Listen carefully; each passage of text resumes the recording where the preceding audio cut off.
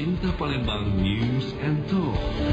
Pendengar, harga cabai di pasar tradisional makin mahal hingga menembus angka Rp100.000 per kilogramnya. Harga tersebut bahkan lebih tinggi dibanding saat kedatangan Presiden Jokowi Widodo 2 pekan lalu. Pedagang juga mengeluh kenaikan karena sering diprotes oleh pembeli.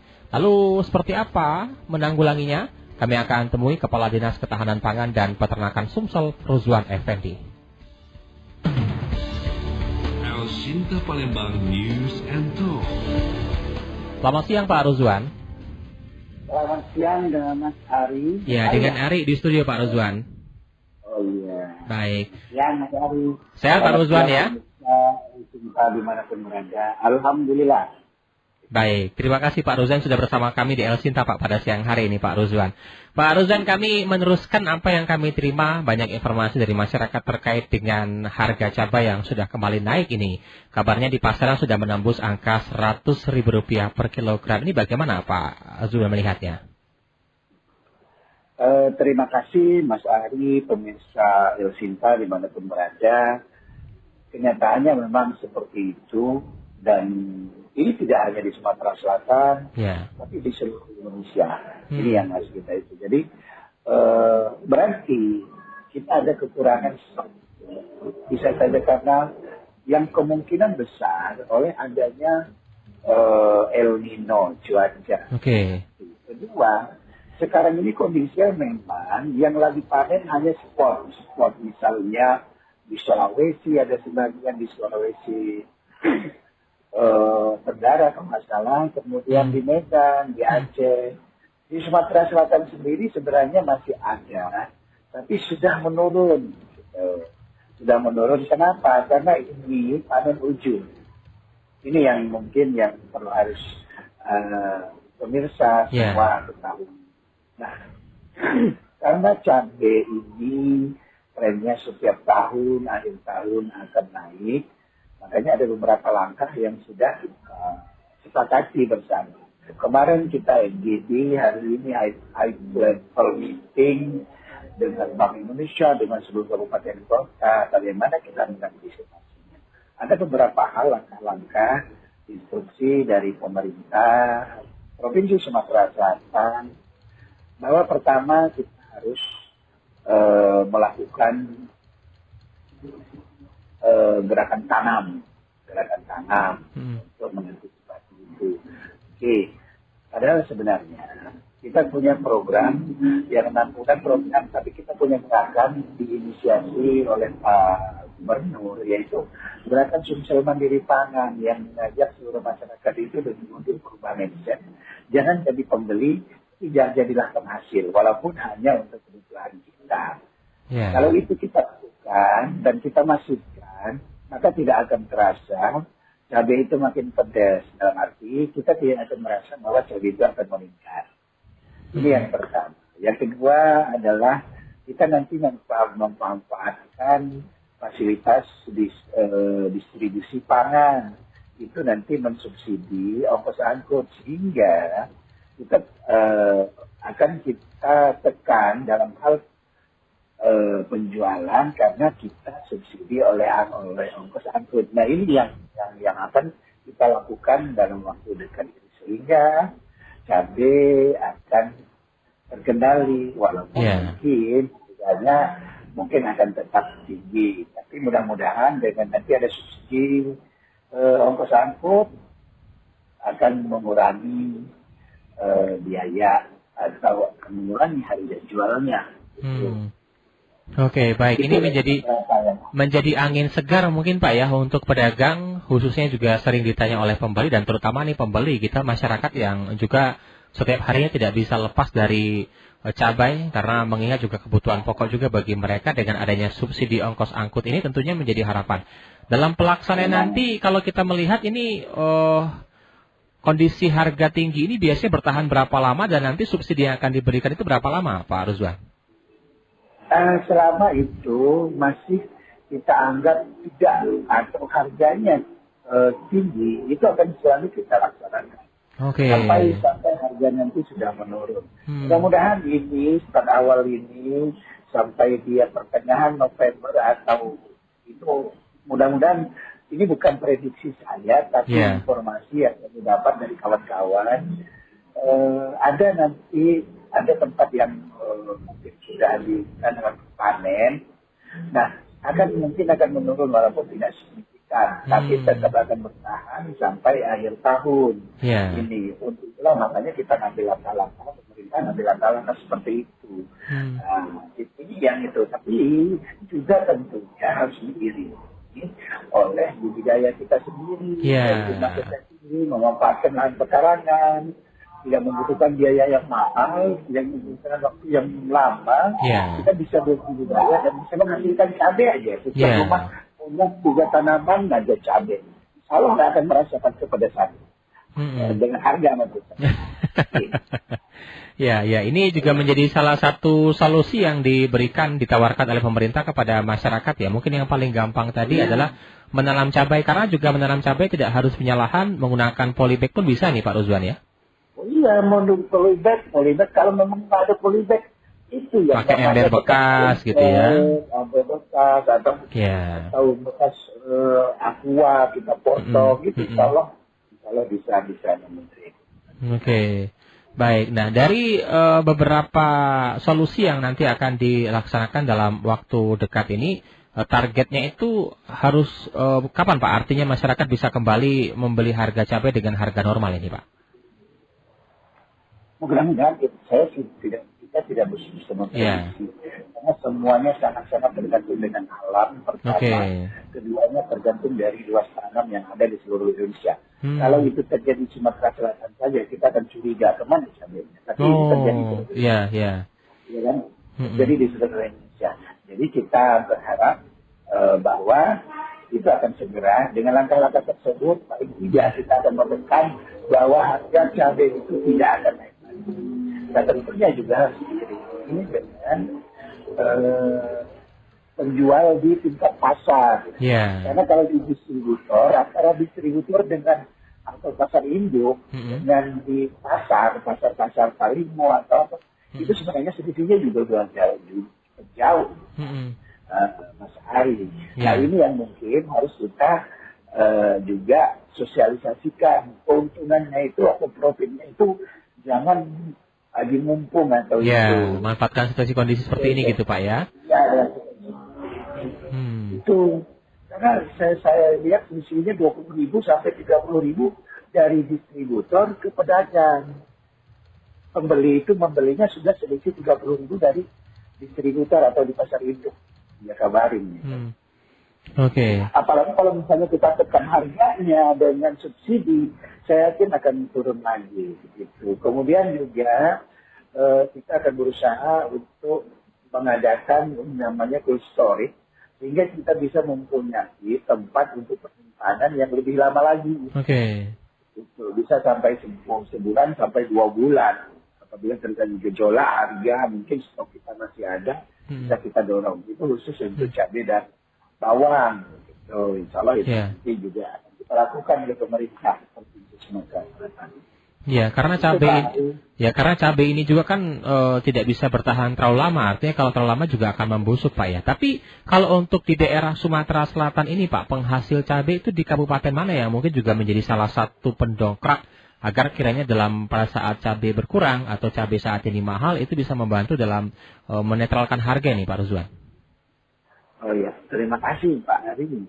Pemirsa El Sinta dimanapun, kita cukup banyak sebenarnya kabupaten, kota, sentra. Banyuasin juga merupakan sentra cabai. Kemudian juga Oki dan OI itu juga salah satu kabupaten. Muratara, Murah dan Lubuk Linggau juga adalah sentra cabai. Dan di atas mungkin di paling ujung itu di Pagar Alam, tidak. Tetapi daerah-daerah itu lebih dekat mereka untuk bisnisnya atau niaganya ke daerah Bengkulu. Nah, ini yang kita tidak bisa menekan mereka harus ke Sumatera Selatan, sedangkan ongkos mereka cukup jauh. Sah saja itu dilakukan. Itu yang namanya KAD, kerjasama antar daerah. Ini yang juga kita galakkan kepada seluruh atau pemerintah untuk melakukan KAD, kerjasama antar daerah. Seperti kemarin ada kerjasama antar daerah kita tentang bawang yang kita bisa dikirim menggunakan fasilitas distribusi pangan. Kita dikirim 15 ton dari Nganjuk ke Sumatera Selatan. Itu menggunakan fasilitas distribusi pangan. Jadi ongkos angkutnya kita tidak bayar. Nah, yang disubsidi ongkos angkut itu adalah dari distribusi, dari produsen di sana ke distributor di sini itu. Tapi kalau sudah dari distributor ke pedagang itu tidak lagi. Tapi mereka sudah kita tentukan profitnya tidak boleh lebih dari sekian rupiah dalam 1 kilo gitu. Itu. Ya, jadi artinya ada harga batas atas yang harus dipatuhi oleh distributor dalam mendistribusikan cabai ini ke beberapa wilayah, terutama di Sumsel ini, Pak Ruzwan ya. Baik. Berarti dari daerah-daerah pendongkrak atau banyaknya petani cabai itu sebenarnya kalau yang paling dekat dari Kota Palembang yaitu Kabupaten Banyuasin lah. Itu untuk memenuhi distribusi di daerah tersebut juga seharusnya bisa kan Pak ya untuk menekan harga itu Pak Ruzwan? Oh ya, jelas. Tentunya sebelum mereka menjual ke Palembang, mereka juga menjual juga di pasar-pasar mereka. Begitupun di kabupaten-kabupaten lain. Itu. Tapi biasanya pasar-pasar yang di wilayah kabupaten masing-masing tidak jauh berbeda dengan harga yang ada di Palembang. Seperti itu. Oke. Baik. Dari pihak Dinas Ketahanan Pangan apakah juga melakukan pengawasan Pak ke pasar-pasar terkait dengan adanya pedagang nakal misal atau mungkin manfaatkan situasi kondisi seperti ini untuk meraup keuntungan pribadi nih Pak Ruzwan? Jadi gini, pemirsa El Sinta di mana berada Pak Hari, kita sebenarnya dalam hal pengawasan bahan pokok ini kita juga ada yang namanya satgas pangan. Kalau pemerintah kita hanya menyarankan, hanya memberikan solusi atau saran-saran yang terbaik sehingga kita bisa menghindari atau menekan angka harga jual atau harga yang tinggi serta laju inflasi. Tetapi dalam hal pelaksanaan pengawasan dan waskat yang nanti bisa menjadi suatu permasalahan itu adalah pada Satgas Pangan. Satgas Pangan itulah yang mengawasi apakah terjadi penumpukan, agar terjadi penimbunan, dan juga apakah harga jualnya melebihi atau yang di pasar itu nakal. Itu semua nanti itu Satgas Pangan yang kita lakukan. Cuman kalau dinas ini hanya kita memberikan saran dan juga mencari solusinya. Apa yang menjadi permasalahan di tingkat amalan. Tentunya kalau kita berusaha, kalau kita berniaga, itu ada aturan-aturan yang kita sebagai manusia atau umat Islam juga punya aturan dalam hal berniaga. Berapa sih keuntungan yang harus kita ambil? Apa sih yang harus kita lakukan dalam hal pelayanan? Tentunya kalau misalnya beras, kita tidak boleh mengoplos dengan yang jelek. Sehingga akan mendongkrak harga. Itu suatu hal-hal yang mungkin tidak baik kita lakukan. Dan saya yakin dan untuk pedagang-pedagang kita tidak akan melakukan itu. Ya, ini yang wajib kita ketahui ya untuk pendengar dan juga masyarakat yang menyimak perbincangan kita pada siang hari ini bersama dengan Pak Ruzwan Effendi. Artinya juga beberapa hal yang menjadi perhatian terkait dengan nanti ada solusi subsidi ongkos angkut, kemudian juga kalau bisa karena kebutuhan cabai ini juga tidak membutuhkan lahan yang luas, bisa menanam sendiri di rumah gitu Pak. Dan setidaknya bisa memenuhi kebutuhan sehari-hari untuk keluarga kita sendiri Pak Ruzwan ya. Baik Pak Ruzwan, mungkin terakhir Pak kepada pendengar kami boleh disampaikan ya, kiranya dengan naiknya harga cabai yang semakin pedas tentunya dengan mencapai tembus angka Rp100.000, apa yang bisa disampaikan kembali kepada pendengar kami agar kiranya juga tidak terlalu panik atau bisa memenuhi kebutuhan sendiri dengan solusi yang disampaikan Pak. Silakan Pak Ruzwan. Terima kasih Pak Ari, pemirsa El Sinta dimanapun berada. Ada beberapa hal tips yang mungkin untuk menghemat kita. Pertama, tadi sudah disampaikan Pak Ari, bagaimana kita bijak belanja bijak. Apa sih belanja bijak? Atau kalau misalnya kita kerenkan sedikit lah, smart buying. Smart buying ya. Ya, belilah kebutuhan secukupnya. Jangan berlebih. Gitu. Cabai, kalau memang kita cukup 1/4, kenapa kita harus beli setengah kilo? Sedangkan setengah kilo kalau kita simpan di kulkas, kalau lebih lama dari seminggu atau 2 minggu, dia nggak bisa dipakai lagi. Itu kan. Berarti terbuang. Nah, stop boros pangan, itu satu. Jadi kita smart buying atau bijak, belanja bijak. Dengan belanja bijak kita juga sudah bisa menghemat berapa kebutuhan. Dengan kita mengurangi juga kebutuhan, seluruh masyarakat bisa mengurangi kebutuhan, maka berarti permintaan yang berkurang, otomatis nanti harga menurun. Itu satu. Kedua,